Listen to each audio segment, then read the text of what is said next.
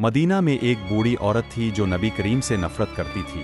ہر روز جب اب وہاں سے گزرتے وہ اب پر کچرا پھینکتی۔ نبی کریم نے کبھی غصہ نہیں کیا، کبھی سخت الفاظ نہیں کہے، اب رد عمل نہیں دیتے تھے۔ اب خاموشی سے خود کو صاف کرتے اور اپنا راستہ جاری رکھتے۔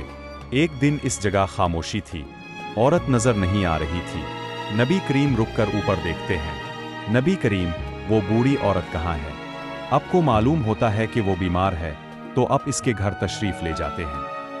بوڑھی عورت حیران ہو کر، اب مجھے دیکھنے آئے ہیں؟ نبی کریم، ہاں، مجھے تمہاری فکر تھی۔ بوڑھی عورت کی آنکھوں میں آنسو آ جاتے ہیں۔ وہ کہتی ہے، بے شک اب واقعی اللہ کے رسول ہیں۔